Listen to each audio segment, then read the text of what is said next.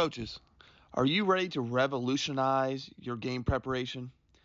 For the past 5 seasons, coaches across the nation have been using the ultimate scout team game changer, the Coachpad. Imagine this: no more scrambling on weekends to prep scout cards, no more fumbling with paper and binders. Whether you're drawing your cards digitally with a computer program or sketching them by hand, the Coachpad is your all in one solution. Picture yourself on the practice field effortlessly managing your scout team or standing on the sidelines during game day, syncing adjustments from the press box to your coaches on the sideline and back. With the coach pad, you can clearly see your scout cards even in the brightest sunlight. No more squinting or dealing with the wind blowing clear vinyl sleeves everywhere. This offseason, take your coaching to the next level. Get your coach pad today at thecoachpad.com and gear up for a winning season ahead. Welcome back to another episode of the Gap Down Backer podcast. Assuming everything is recording correctly. Yep, it is. Beautiful. Today we have a longtime friend, current free agent, and by the time this comes out, will be employed somewhere. Coach Dan Beard. Coach, how you doing? Doing great, man. How are you doing? I'm doing good. Like I said, it's just good time of the year, and the weather finally got good today, and we're gonna talk some defense and before. God, since last time you were on, kind of, obviously you're in the middle of figuring out where you're going to be next year, but kind of since last time, kind of how's everything going, and kind of what are you kind of looking to head, what direction you kind of looking to head into? Yeah, no, things are good. I spent a good 7 years at Millersville there, and working in transition right now. Step down just to get a little bit of time with family, and looking at a couple opportunities right now, and excited about that. And it's always good to jump on and talk ball. And was able to go down to the convention this year, talk ball with a lot of guys, and gonna really cherish my time at Millersville. But like I said, it's excited about whatever is next, and looking forward to talking some ball today about some three high safety, some run fits, and diving into some X's and O's. Well, again, I don't know if three high is I think kind of the thing either you're really interested in or you're just like, nah, I'm good. Like I get that sense that's where it's at. Like it's kind of like, people who got into the RPOs for a while, like it got really heavy and then it kind of died down, and now it's kind of you have your group that likes them and the group that likes it. Again, I've looked at a lot of this the past couple of years. I mean, you've had some talks, and I've talked with have other people on. Obviously on the screen right now, like we'll be sharing my screen because Coach sent me a bunch of stuff and all that jazz, and um, but kind of for when you were at Millersville, and you started developing the three high system, kind of what was it for you? Was it your full defense? Like obviously you see on our screen, like it was a good portion of kind of what you did, but like kind of what was your like system predicated on, and kind of why did you go that direction?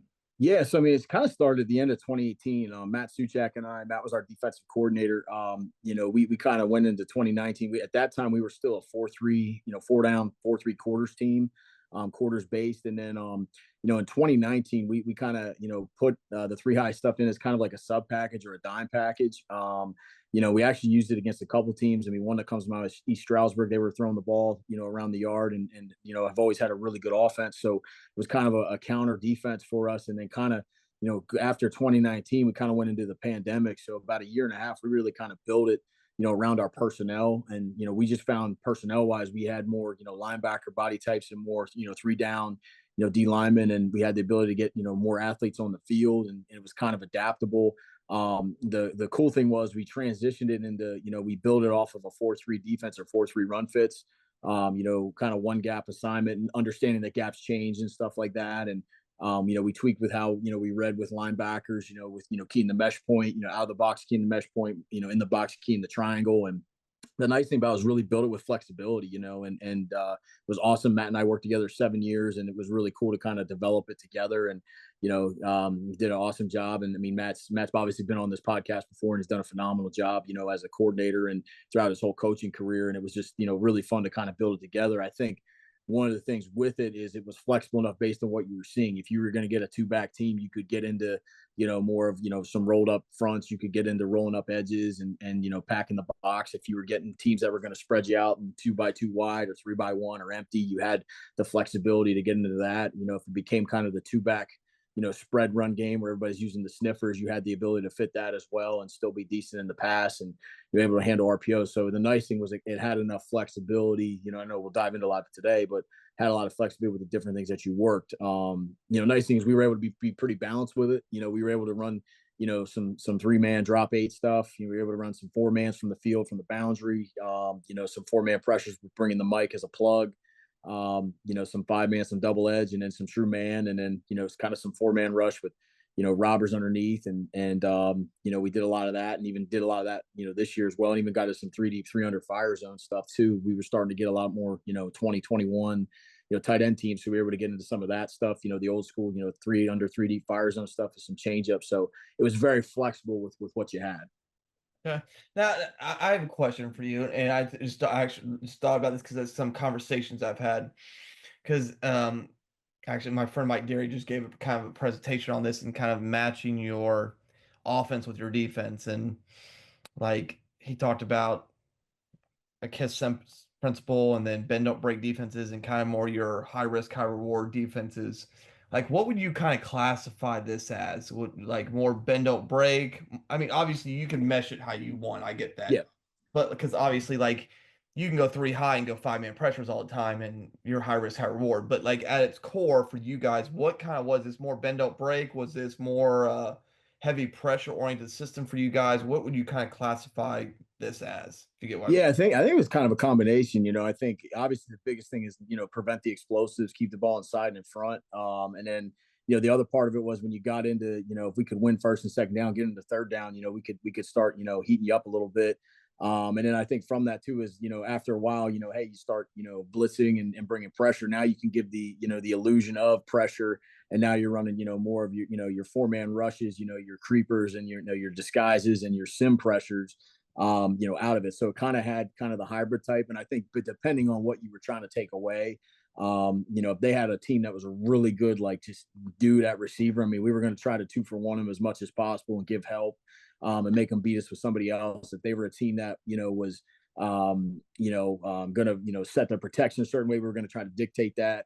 The biggest thing we tried to when we really started building it from a 4-3 defense to what it kind of became was we wanted to eliminate the second level with the linebackers being an RPO conflict and run pass conflict and having to carry verticals down the field while still being part of the run fit. So that was kind of one of the things was, we had the ability, to really, do that.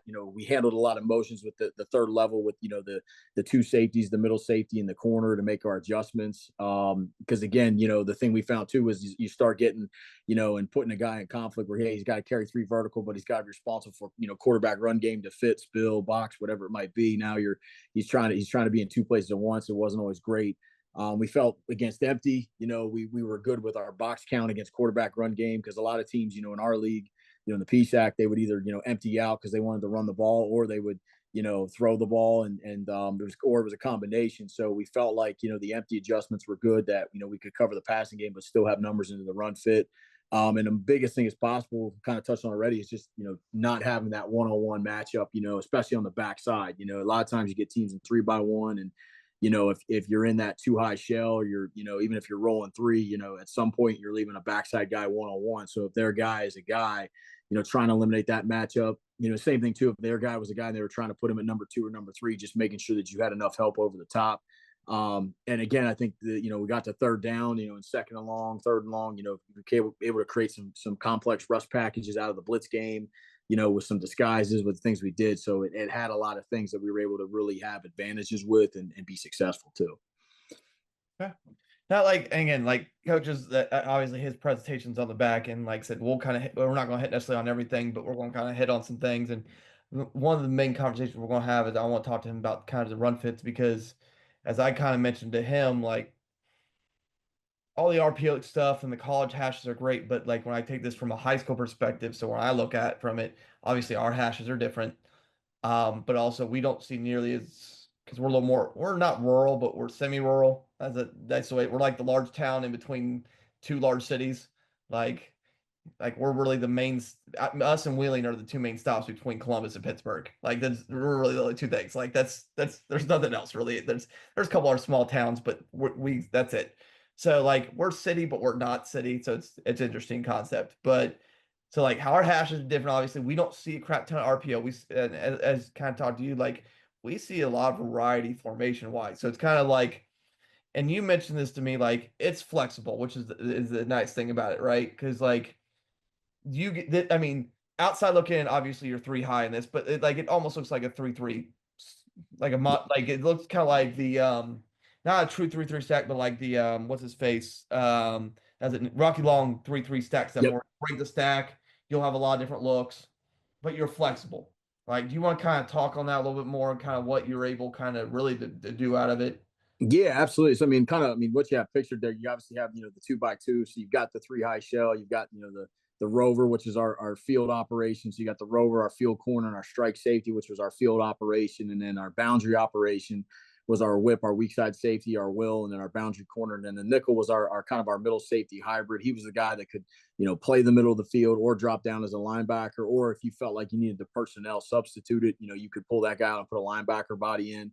So you kind of got the base three high shell, but what you could get into is, you could roll up, that rover on the edge and then bring that nickel down as a field overhang. You could bring the will up to the edge and then bring the nickel down as the box overhang.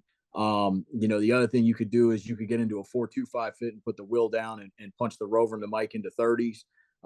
You could go the other way and put the rover down, put the will and the mic in the box in 30s, and then play the nickel to the boundary. So you had flexibility to kind of roll up into what you wanted to get to, whether you wanted to get into a 4-down front, whether you wanted to get into a 3-down front. Obviously, you're doing it with kind of three high safety or multiple linebacker personnel, but you could get into if you wanted an over front, you could put that basically that anchor and that nose there, you could put that anchor in a 4-eye, that nose in, kind of an opposite shade, and then roll up on the backer. You could play a 5 and a 1 if you wanted to get to kind of an under front. And we always kind of did that anytime we played with a 5 technique. We had a 1 on the same side to keep both gaps and then have a 4-eye backside. So you had flexibility based off of what you were going to get formationally. And then from a coverage piece, I mean, we're playing a lot of match quarters, a lot of cover 2, and some 3 roll.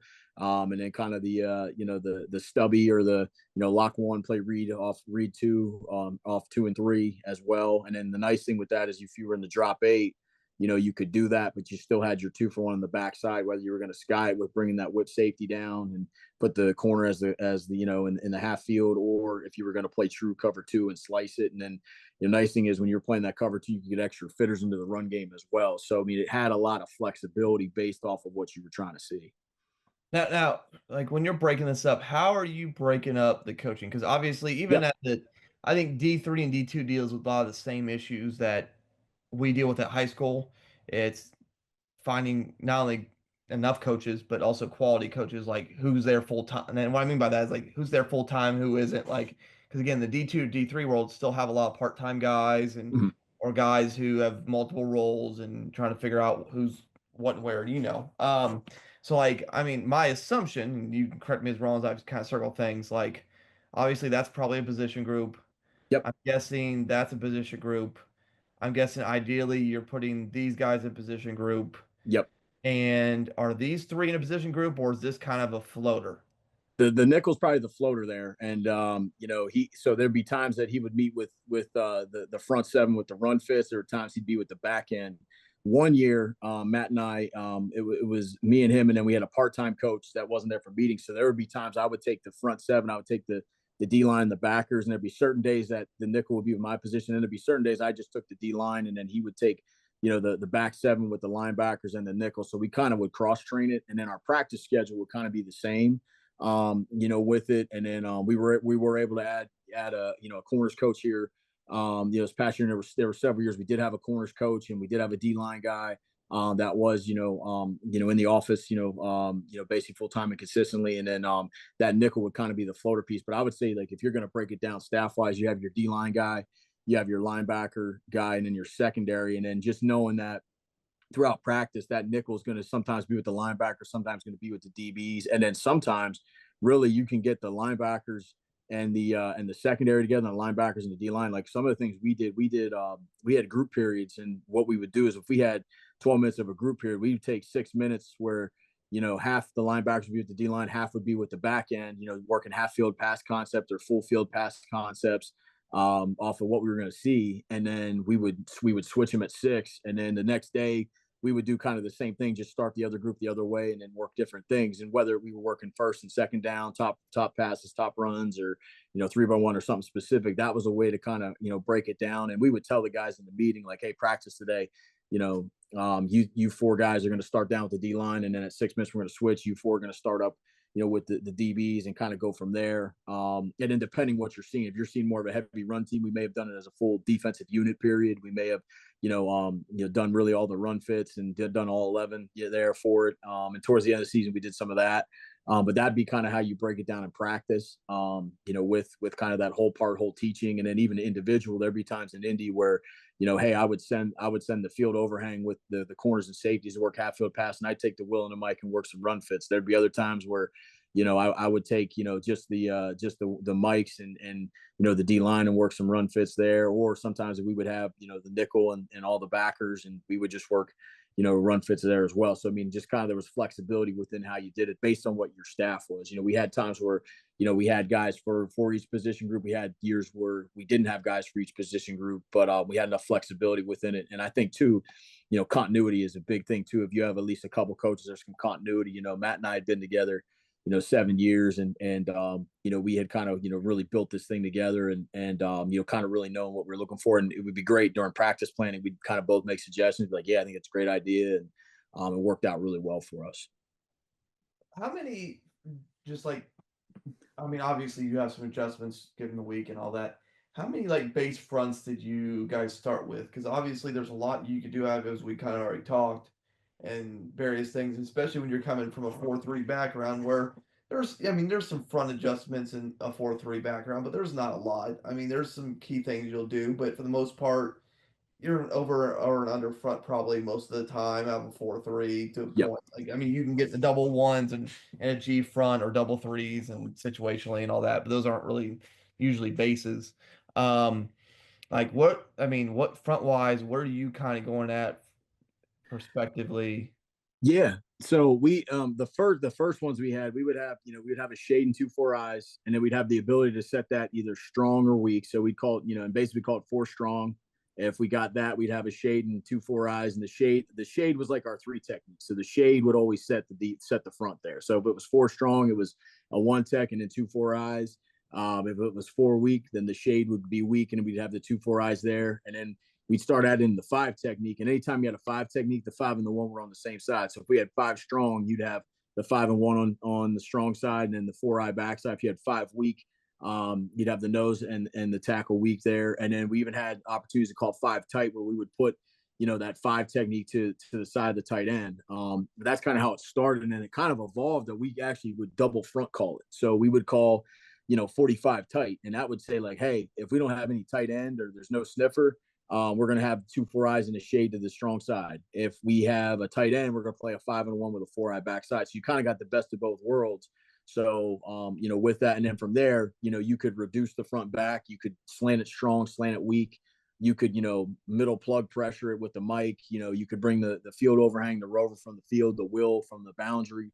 So you had some kind of flexibility with that, to kind of build off of it. And I mean, and that was a way too that, really you could end up getting to that 4-3 look is, if you're, let's see if I can draw on this thing, if you're bringing that nickel down to where the rover's at, and then you're bringing that rover off the edge, now there's your 4-3 fit. If you want to, bring the mic and then insert the nickel where the mic's at, you've got, kind of a four man pressure, or not man, but 4 zone pressure, with now that nickel coming down to now he's playing as the mic. So, I mean, you had that flexibility. If you wanted to, basically, go back to the field, you could call, basically you could call, 5, 5 weak, and then you could bring the will, and then bring the will off and then slant everybody kind of across. You could kind of get that slant and angle type defense with a 4-man pressure out of it. But the nice thing is you were setting it up that you were playing, a shade and a 5 or a shade and 2-4 eyes, Or even if you got a tight end service and you wanted to head up 4, you could do that if you were going to roll up the edge. So you created a lot of multiple fronts for the offense, but it was the same teaching for our kids, which was nice. Okay. All right, so we're going to also go through some plays here. Coaches obviously give me enough stuff to where I can look at some stuff and for personal use and just in general to look. But as you kind of see, like we're going to talk some counter. I think, but the plan currently is to talk counter, wide zone, and then we're going to put on a whiteboard on the screen and kind of go through a couple things. And then after that, any questions y'all have for him, you can reach out to him. I don't know. Again, when this comes out, I don't know where Coach will be, but Coach is always accessible. Like he'll take a DM or a text or whatever whenever you need him. So like again, so let's start with counter, and this is again also like a very typical high school formation that we see a lot right now, at least in Ohio. I don't know about nationally, but like I get the sense it's kind of is like the day of 2x2 spread. I don't know how many again, I've not watched all your college film, obviously, or everything that you fully have sent me all the way through, but like even watching college games this year, I don't remember seeing a crap ton 2x2 unless they're like almost borderline pure air raid team, and not many of those exist anymore. Like we don't see that much anymore. We get a lot of tray trips. Which I don't really classify as trips, twins, what's a sniffer, H back, whatever you want to call it. Again, depends on what that kid is, you know. Yeah. So I mean, we're seeing a lot of counter, wide zone, power, as I delete all these. And so let's kind of just start with that. Like, I mean, from a counter perspective, obviously, like, I mean, we said like you get in a 3 high front, they're like, oh well, they'll just run the ball on you. And I think that's a counterintuitive argument because I think when you start, as you kind of mentioned, the run fits, like there's people that they don't account for. Would that be an accurate statement? Yes. And Yep. would you think playing from space instead of being already in a predetermined down look kind of helps you guys as well? Yeah, definitely.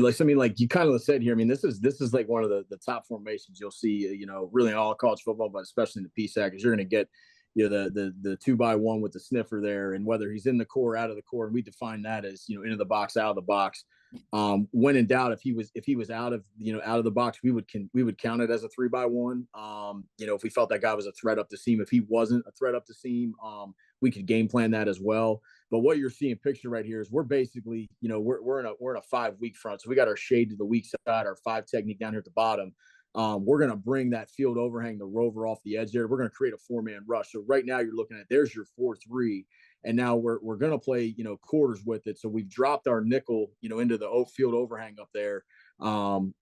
He's really, there's our strike safety. Then right next to him is going to be our field overhang. All right, right there. Yep. He's going to be apex there. So he's reading the mesh point right now. Our Mike linebacker there is reading the triangle, the 2 guards, the backfield, and then our Will backer down to the end here. He's reading there the triangle as well. So the nice thing you see here is, we're running a 4-man pressure, but we're basically in a 4-down front where both of our weak side defensive linemen there, number 58, he's a spill player, and then our Rover's a spill player, and then our Will and our nickel now become the quarterback players. So we do a nice job. I mean, you can see there, he realizes he's getting down block, he's scraping square, he's getting underneath, that puller there to spill. Okay, so we're trying to get 2 spills there. The Mike is working over the top. The Will's right there to box it and be the box player. All right, and our corner's mod technique here at the bottom here, he's man over depth on that. And then really what we're teaching that, that weak side safety, the whip is, okay, right now he's keying that sniffer there, that 3. If that 3 goes down the seam, he's going to take it man to man. But if that 3 comes back there, like he does the counter kick out, he's going to add himself into the run game and become an extra fitter. So you can see here, this is kind of the nice thing is, hey, we've got the 5 week and we're bringing the field overhang here. All right.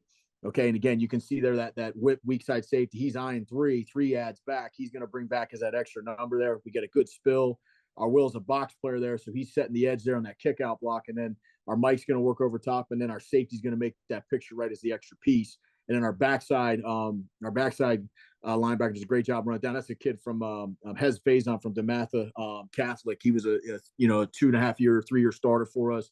Just graduated, computer science major. Does a great job, running that thing down from behind. And then Will, the boundary weak side linebacker there, right there, Keyshawn Jones. He's actually still playing for the Iowa Barnstormers. He does a good job of, working there to set the edge and be a box player. And then Connor Snyder, who was an all-conference kid for us this year, does a great job getting underneath the spill. So you can see there, it's 4-3, run principles just out of a different format, different look. And again, realizing that, hey, that 3 there, when that 3 adds back, we're going to bring that safety back to get the extra number. So a lot of teams think, okay, hey, they're playing 3 vertical there. We've got numbers back if we bring counter back, but we're going to bring the mic back with the puller. We're going to bring that backside safety back. And then we're going to, have that will set the edge. And then the rover, who's the field outside linebacker, is going to run the edge there, and run it from behind so you can get your numbers back there. So, I mean, this is a day one thing that we install of how we're going to fit counter. And this is one of our answers there is, you have that 5 technique and that 1 so you can get the spill. The other thing is if you wanted to play a 4 eye to that with your front, you could slice your corner, into it and then play, a bastardized version of cover 2 and have the safety over the top and then, leave that rover, where the nickel's at and put the nickel back in the middle of the field. So you have some variations there as well. Yeah, and that's one thing, like looking at this, like, cause we were talking like your 4-3 base. Well, 5, 1. I mean, he essentially becomes a 3. Yep. And there's your, again, normal. Okay, you get any type of type in or wing in a 4-3 that he's going to be a 9. Well, they're, I mean, hey, look, the inside linebacker has now apexed. Like, it is literally no different. Like, yep. Like you said, you call it 4-3. You could even call it 4-2-5 if you really wanted to. It just depends on your verbiage because that you got that Mike and Will are in the box there. Yeah. So I mean, he's got that Will there's in a 50. That Mike is there in a 10 or 20, depending on how wide 3 is there. And again, you can see here, and this gives you a great view. They're really nice job there of getting under there to spill. And realizing that, hey, that guy's, trying to hold him there and then he's working back and he gets underneath the puller. 34 does a good job of working there to set the edge and be outside of 83. The Mike's working over the top on his pull key. And then, 21's adding back after he sees 3 coming back. So he's in that seam, that alley if it spits. And then 33, like I said, does a great job running it down from behind. all right. All right. So here he goes against Westchester here. Okay. So now you can see now we're going to bring the will off the boundary there on the backside. So really now what we've got is we've got a nub set there. So to that, we're going to play cover 2 down at the bottom there. Okay. Considering that a 2-back set. All right. So again, what's going to happen there is, all right, both of our 2 tackles and anchors, they should work to be spill players. We got our rover up top. He's reading the apex. He's in the apex. He's reading the mesh point. Our Mike linebacker 41 there is reading the triangle. So he reads pullers. He's going to pull. He's going to scrape paint tight to that double team. And again, now we've dropped the nickel there to the boundary there. So he's playing like the will. And again, he's a curl player. We're playing cover 2 there. And then we're just playing our match quarters up top. And again, you can see we get, good penetration. Our rover's working outside the box, and interiorly our D-line just does a good job of coming off the ball. So again, you have a flexibility. You're kind of in a 3-4. So now you've got, a 5 there. So there's that 5 tight. So we put the 5 and the 1 there to the side of the tight end. We've got that 4-eye backside. So again, that 5 technique can really protect that linebacker on the back, the back blocks are working back. Really good job by 58 tying up the double team. And you can see there, 41's inside and thick. I mean, he makes the play, spills it. And then, 1's there as well on the edge if it kicks out as well. And again, 0 does a good job there. Okay. He's working out. Again, we're running that 4-man pressure. So he's actually working out to, out to contain if it's passed. So he's working there and then redirects back, into that B gap. And now you got a nice fit there too. Okay. And one more on counter, coach. So, unbalanced, right? Yep. So you got unbalanced. Again, we're still bringing that will pressure. I mean, we're okay with it in terms of, hey, we've got the 3-by-1 match. I mean, we're playing match quarters there. We're locking 1, and then we're playing read 2 between 2 and 3. We will make an unbalanced call to know that, hey, one of those guys isn't eligible, but just in case if the refs miss it, we're still going to key it that way and secure pass first. Again, you can see rolled up there. All right, we're still going to bring that will off the edge. Okay, we're doing some disguise. Our Mike backer does a good job of scraping over the top. And again, just interiorly, our D linemen do a nice job. You can see our 1 technique comes off the ball, ties up the double team. The 5 does a good job there of working down. So there's your 1 and your 5. He does a good job of rip releasing under, realizing they're going to arc release. He sees eyes inside that he's going to kick out. Really good job with the wrong arm and the spill. And you can see there the Mike's working over top. And then, again, we're bringing 29 off the edge. He just does a good job. We'll run it down from behind. You get to spill. We tie up both the kick out and the puller. You can see 50 rebounds. He's there in case it spits, and you got a nice fit there on counter. Coaches, so now we're going to talk some wide outside zone, stretch, whatever you want to call it. Semantically, the same thing. I get there's some small differences in some of them, but whatever. So kind of like, what does knowing you're playing a heavy wide zone team affect how much does that affect the fronts you're going to play out of this? Yeah, I think a lot of it is, where do you want to kind of tie up, those that guard tackle working to the second level? Do you want to create that 4-eye there that they have to kind of combo that and then work off, or do you want to avoid playing the 5 that you can kind of get off, where they can get off right now to it and scoop. So that's what a lot of it is kind of, can you create that 4-eye? And then the other thing too is where's the running back? If that back is, that back alignment is going to kind of tip it off. Like you look at this set here. I mean, you think about it, the 2 plays that you're either going to get counter with the sniffer working back, or, with that backfield alignment, that back is even and shallow. And we have a saying, if he's even, he's leaving. He's probably going to be that wide zone with that sniffer there sealing on the backside. So from a run fit standpoint, we're having both the rover, which is our outside linebacker up top, and then our will at the bottom, our nickel at the bottom. They're reading the mesh point. So you can see our nickel there, number 26. He's bouncing his feet, being nice and patient, making sure the quarterback doesn't pull it. Now that ball is handed outside. He's going to take, work that cutback lane there with what you're looking at from that standpoint. So, and again, you can see there, we're trying to tie up that double T as much as we can. And, again, how we teach it from the D line is, that nose guard, he wants to get inside hand, middle breastplate, outside hand, the shoulder pad, press, speed to lock there. Same thing with our 4 eyes. We want them to, as much as they can, if they're in a 4-eye, to work there in the guards. Now you can see here, right, if we go with a shade and a 5, we're at the 5 there, so we're trying to cut it right now. So, have that 5 technique work out, get him to cut it. So now he's got to wind it back to where you have your help, get that thing to string out east and west. And that's the one thing, going back to the beginning of how we built this defense, is everything with us is spill there east-west. So, I mean, again, that 5 technique, you can see there he's working to tack that outside shoulder, outside pec to set the edge. We've got that overhang there that can make him right. He can fit over the top, or he can fit back inside where it's at. And you can see here, again, you talk about your coverage variations. If we want, we can slice our corner into that. We can play some match quarters and have that safety, be the fitter right over the top right now. Or we can have it be the backer that you can work out to set the edge. But if we get that thing flat, we can get our pursuit running to the ball as much as we can to make that picture right. And again, you can see our Mike, how we teach our Mike linebacker is he's really reading the hands of the quarterback. So once he reads his triangle, he runs his zone, his hands are going to where the mesh point is, and now he's reading the back. If that back shoulders are turned to the sideline, he's just going to stay in his shuffle. If that back presses downhill, he's going to press with it. And then, like I said, our Will here, we're running a 4-man rush. Our Will's coming off the boundary. He's a true dive player, so he's just going to run the heel line. The minute he gets zone away or veer block away from him, he's going to read that heel line and go as much as he can, along those lines. And then again, we can run that thing down from behind and work there to seal the edge. You can see we got good backside pursuit in case he does cut it back.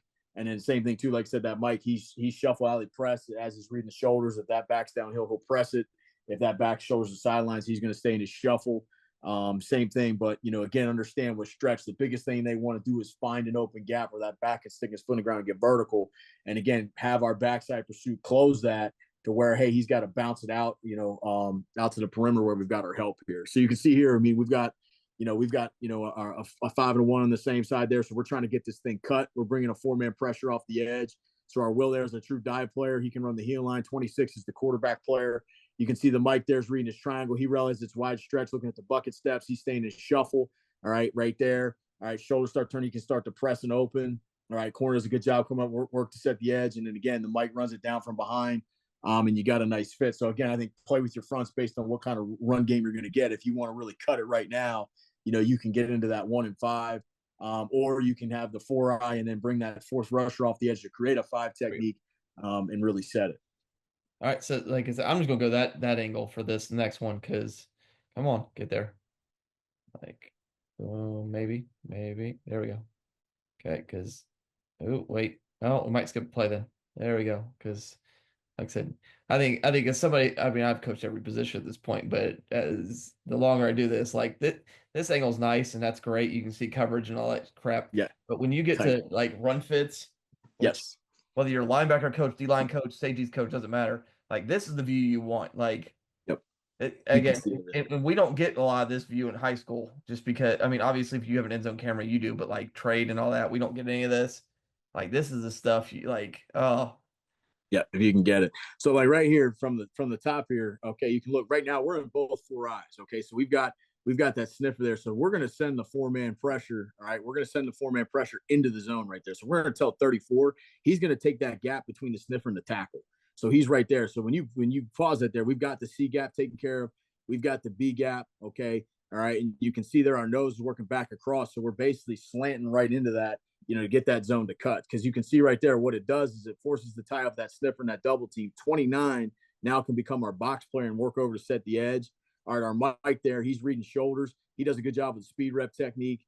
All right, you can see our Mike backers right there. All right, inside down the football, and then our Will backer is the guy 29 right there. Does a great job. They're working to set the edge, and there's your 2-for-1 vice fit. And then you can see 10's running the alley there as our weak side boundary safety.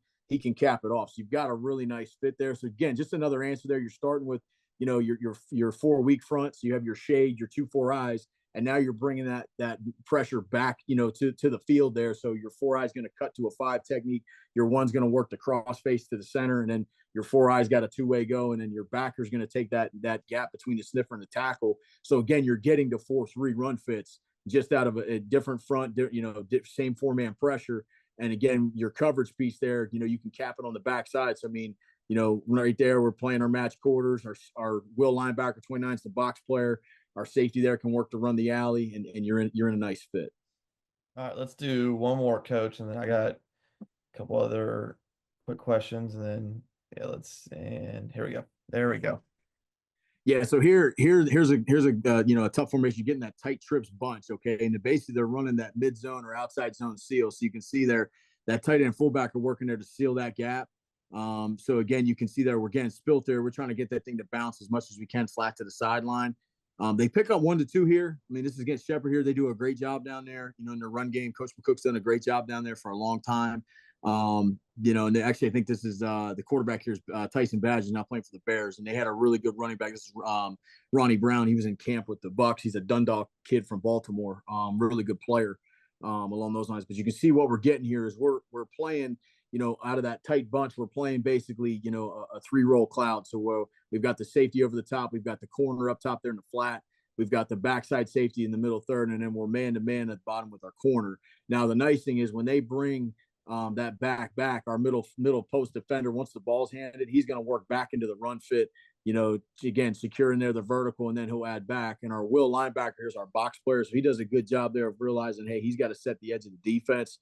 He's working inside out there to the sideline. Our Mike there is reading that triangle. He realizes he's getting stretched, and he's right there as the shuffle position. He's seeing the back work the insert, so he's working a speed rip to press. And again, we're getting that ball as flat as we can.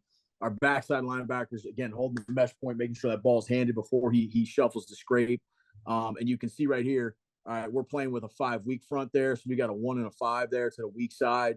We've got our 4 eye there. And again, we've got our backer there that, hey, we can tell him based on that kind of surface, number one, he can go ahead and rip that through. So again, there's your 4-man rush, all right, where, hey, that backer there, number one, is the dive player. So he's working to rip through 47 and 87, working to get to that C gap. And then our nickel there is to the field. He's 26, so he's becoming the quarterback player. And again, we're still taking that 4-man rush and again trying to reduce it back. And you can see there we're working there to set that edge there. 52 is getting good knockback. All right, and our Will does a good job of adjusting, making him right, getting over the top, so we don't have 2 in the same gap. Working for a good fit. Give up 1-2. But again, you can see there that original path that back is he's really kind of working to hit downfield and get into cut. So again, we're getting what we want. Good tie up there by our nose guard, not letting that center climb. All right, forcing that back to cut, inside out to the sideline, and it ends up being a decent fit for us. So like I said, I just want to ask you a couple your suggestion formationally, and like I said, you can draw with a pencil how you want here in a second, and I'll move some pieces around because like I look at it from obviously like the high school level and like I said, again, Texas is probably the closest thing that plays college ball, like college level because they play college hashes, blah blah, all that. But we don't. So I'm just trying to, and then let's just mark these so we're good. So like I'm just thinking of things like that we'll see. So obviously we've started getting a lot of, I think this has become a very popular, and I'll even mark it this way. Set at our level is trips, tight end trips, tray, whatever you call it. So like from your perspective, and like I said, you should be able to draw if you want to try to, coach, and like I said, I can, as we go. But like I mean, like out of the three high stuff, like what are your thoughts? Like just actually, and here real quick, coach, because otherwise it's going to drive me insane. And let's just say back to this side. Like, what is your kind of natural instinct here? Because when I'm just trying to think, because again, I think part of the reason schools have gone away from regular 2x2 is because you get stuck with inside zone, dart, which not a lot of teams run anymore, or you're trying to get like quarterback ISO and maybe some wide zone add doubles, depending on how you adjust those things. But like, I think a lot of teams have gone to an H back or tight end in part because they want more option in the run game. So I'm just curious how you guys would naturally go here because like again, like I said, just kind of getting some ideas as we kind of go into our season. And like, I know this is one set we'll see, and like I said, I'll show you a couple other ones, just kind of how you guys would naturally handle that. Yeah. So, and I mean, I can actually, remind me, I can send you diagrams of this. You could probably even put the diagram of the same formation when you edit and chop all this up. But what you're looking at here, so you have basically kind of a pro trips. Everybody has their own terminology: pro trips, Ram, Lion, Tampa, whatever you want to call it. But basically, for us, what we're going to do here is if we front call this, if we double front call it 45 tight, we've got a tight end. So we're going to put our 5-and-1 technique to the side of the tight end. And then if we want to create a 4-man pressure here, all right, we're basically going to bring this guy off the edge. Okay, bring this guy off the edge here. All right, he's going to read that block of the tight end. And if that tight end tries to reach him, he's going to reduce here to that C gap. We're going to have this guy in a 5 and then reduce there to the B. Okay, we're going to have this guy cross face the opposite A, and then we're going to have him work through the B gap out to contain. So you have a 4-man rush. So that's one way you could handle it. If you didn't want to fully slant the line, where's my undo button? If you didn't want to fully slant line, the other thing you do is you can make a stay call and now just tell these guys, hey, just stay here in the A gap, stay here there. You're off the edge. All right, if you try to get reached, just try to box it there. You play through that. And then again, you have your Will and your Mike. They're keying this mesh point. So if you're going to get, if let's say you're getting full stretch in zone, okay, I know this is kind of sloppy here, but all right, if you're getting that Will here, all right, he's looking at the mesh point. So if that back is wide, he's just sitting there to relax and just make sure, A, there's no slant when that's thrown, and B, the quarterback doesn't pull it. The Mike there's reading the shoulders of the back. If that backs out, he's just going to stay in a shuffle. When that back goes to press, he'll work to press. If the quarterback pulls the ball, the Mike's going to work to add back. So now you can get an extra number and get 2 for 1. So we teach it to their kids is that, look, if we look at this picture, let me clear this out. All these lines off here. This is a fun thing about it. Look at this. This is nice. I told you, like I said. So, like, if you look at this picture, like we tell our kids all the time, look, it's either going to be 9 on 11 at the end of the day, or it's going to be 10 on 11. Like, even if they're going to read it with the quarterback, at a certain point, he's either going to hand the ball or pull it. So, like, if he hands the ball off and he carries out the fake, at a certain point, he's not blocking anybody. Yeah. If I run the ball, can't block anybody. So they have 9 blockers. We have 11 defenders. We should always be +2. So for us, we're always trying to find a way. How can we get that 2 for 1 or vice fit? So with how we key with our Mike is that Mike is, he's keying the triangle, right? He gets zone. Now go the shoulders to the back. Okay, quarterback pulled it. Well, you don't have to keep your eyes on the running back anymore. He doesn't have the ball. So add your number back. All right. The Will's already got eyes on the quarterback. So there's your 2 for 1 as much as you can get. If he hands the ball off, all right, you just track him. And then at that point, the Will, he's cleared the RPO window. He's cleared the mesh of the quarterback. He can shuffle and fold too. So now you can get that number there as well. So that would kind of be the first way to handle that formation.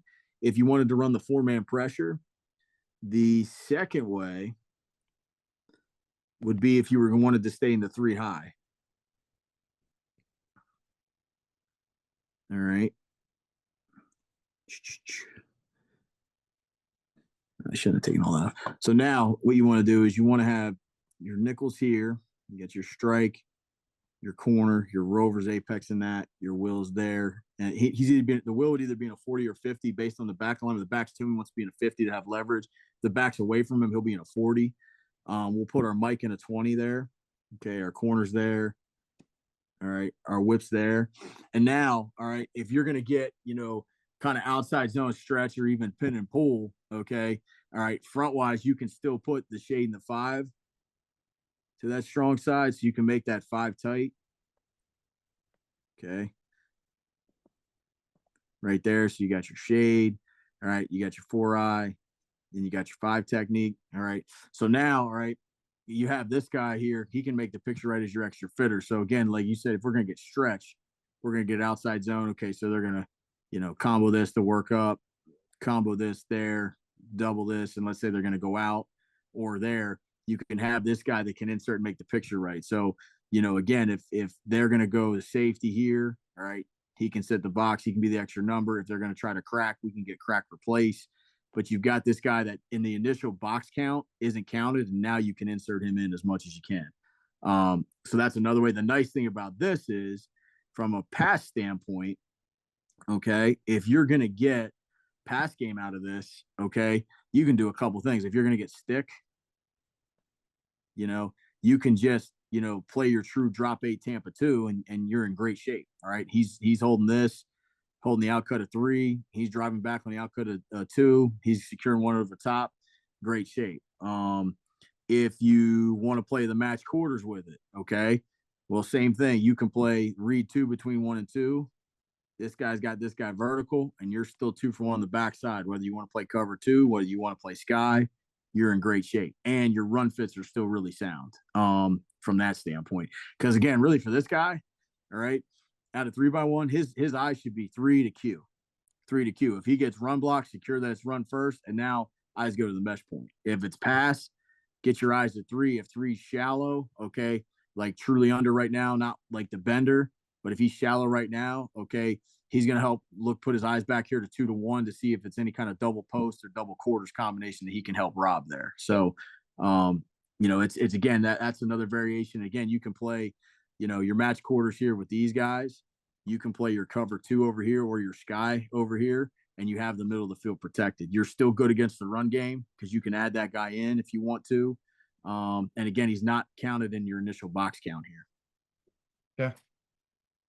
Hope that answered the question a little bit. It did. Like I said, I'm just trying to get ideas. Like, I'm not saying we're going to use 3 high stuff, but it's stuff I'm just kind of general look at. Like, I mean, one of my I got 2 other ones I really want to ask you about why you do that is here's a fun little one that I know we see not many people do, but this is a fun little oh yeah. I told you about one of our opponents who love, like, we call this 3-back because that wing will get the ball sometimes. Yep.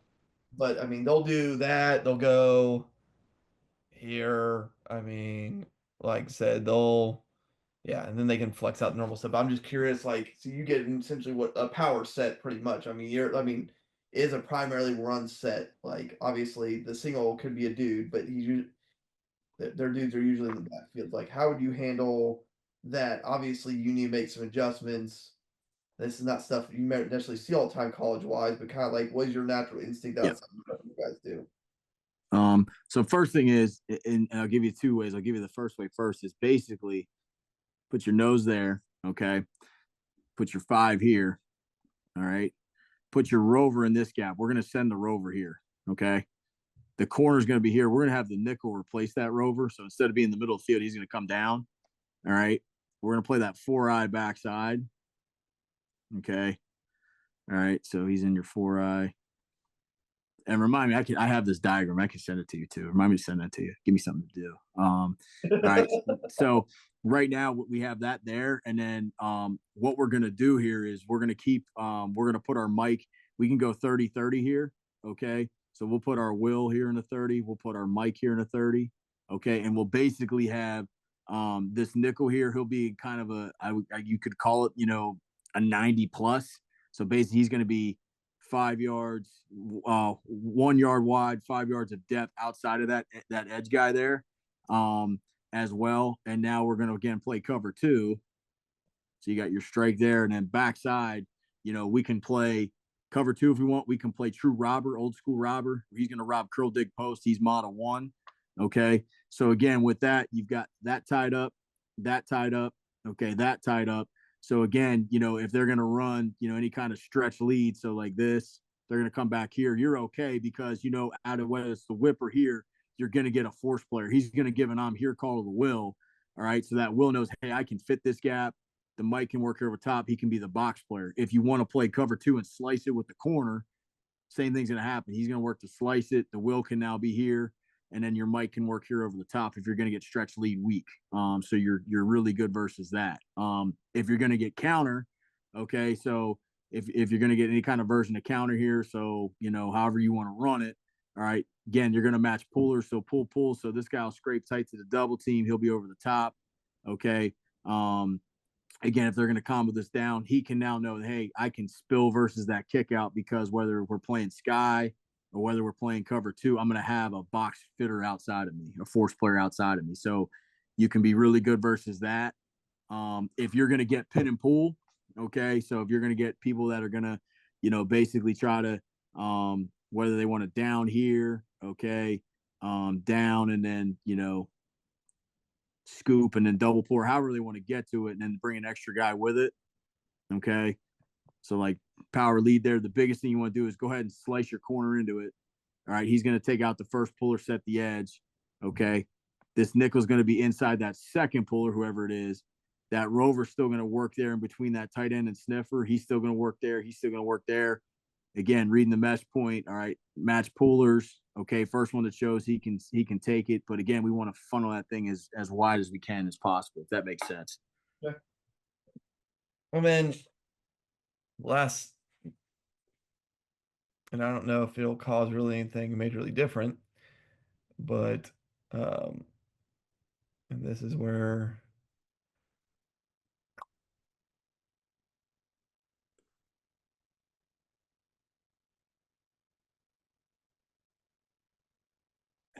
trying to take all these off. you're good. Like when you get some unbalanced eye in your life, because that's what I mean. Again, I'm trying. Again, I think enough people look at college film or some presentations like, oh, here's 2x2, here's trips, here's tray, great. But like then we get to okay, well, you have that, and say you're at a small school where they don't change personnel, and you have unbalanced eye, or you have wing T, or you have what Maryland eye, or whatever they come out in. Like here's an example, like if you get unbalanced eye, like what is your natural reaction to kind of go to, whether it's a 3 high or whatever you guys regularly do? Like what kind of world, and like I said, you're going to get obviously some sort of belly or down. You're going to get a stretch or a toss. Like I said, obviously he's eligible backside. So kind of how are you handling this world? Yeah, no doubt. I kind of have it drawn here in the grease board. So let me just draw it up there for you. I got it kind of backwards. So I'll show you this and then I'll draw it on there for you as well. We're gonna basically get to this. It's kind of blurry there. Hold on. Yep, I got you. I'll draw it on that too. These are smart cameras, coach. Yeah, no, right? Those are not helping us. No. So, but let me draw that up there for you. There is first thing we're gonna do is we're gonna play the 1 here. All right, over the center. Okay. We're gonna play the 5 technique here. Okay. We're gonna roll up our outside linebacker, our rover here into this gap. So he's really gonna be kind of in a 5. Or excuse me, kind of in a 9 technique there, but he's gonna shoot this gap right there, that rover there. Okay. We're gonna put our anchor here in a 4-eye. All right. Inside of this. Okay. We're gonna have our corner there. All right. He's gonna be man on this guy just because he's eligible, and make sure, even if just to make sure we're not screwed type deal. We're gonna put our nickel in basically basically that 5-on-1 here outside of that wing. Okay, so he's got leverage on that. Your corner's there. All right, our strike is gonna split the difference there between 3 there. We're gonna take our whip. okay, and we're going to put him over the box. All right, and then we're going to plus the backers. So we plus the backers. Normally, like if that was not an unbalanced set, it was true pro, we'd be 30-30 Will Mike. Now we're going to put the Will in a 10, okay, and then we can put the Mike, all right, we can put the Mike over here in a 50. All right, so he's kind of stacked and protected. So you're in good shape with what you want to have there. And again, what we can do is we can play 3-roll if we want. If we're not really, really concerned about, any kind of verticals or they're more of a run team, the other thing we can do is we can just truly sky it on the backside and bring the corner back and then put the whip where the corner was. And then again, having leverage on that, because a lot of times you're going to get that outside zone stretch lead here, right? Yeah. You guys see that a lot, or buck sweep out of pullers, whatever it is. The biggest thing is make sure our rover can pry between that tight end and wing to take that gap, have the nickel outside to have that gap there. If we're playing 3-roll, we've got our corner there as another fitter. If we're not, if we're skying it, knowing that this guy can make the picture right based off of how the nickel plays that block. All right, 5 techniques got that C gap, knows wants to take that.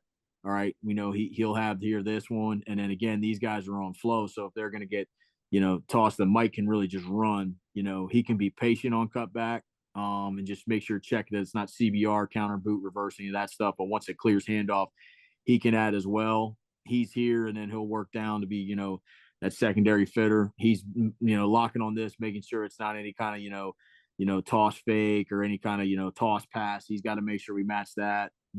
Same thing here, matching your eligibles. And again, that's why we're going to hold him middle of the field here, because he wants to make sure that neither of these two guys are going vertical. If they do go vertical, okay, all right, he'll take that one, or he'll take the vertical here by the wing. All right, he's going to help there, so you can still get 2 for 1. You still can get good numbers, but that would be kind of how it is. And really, when you look at that, all you're doing is you're really rolling into the old school, like bastardized version of like the Oklahoma 52 with Bud Wilkinson. Like that's all you're really doing, or it's a bastardized, in a bastardized way, like the old, monster defense. There's a really good book on that. Remind me to send you a picture of it as well. But I mean, that's kind of what you're getting to. But what you're really going to do is just plus with your back end and your backers. Leave your front where it's at, because what ends up happening is like you start moving your front too much. Like now you got your nose playing here, and he's kind of out of position. Now your tackle's here, and leave your front guys where they need to be and just adjust with your back end piece as much as you can. I think that's the nice thing about the 3 high stuff is, you have the flexibility to adjust really the back end first and then your backers, but you can leave your front alone and let those guys play a line and really defeat blocks. Yeah. Well, coaches, give my man a follow on the Twitter, X, whatever we want to call it. Like, share, subscribe, all that lovely jazz. And then also check out our sponsor, Coachpad. And then by the time this comes out, Coach will have found a new home. So make sure you check that out, give that school follow and all that jazz, and keep track of them. And then otherwise, that is in our episode of the Gap Down Backer podcast.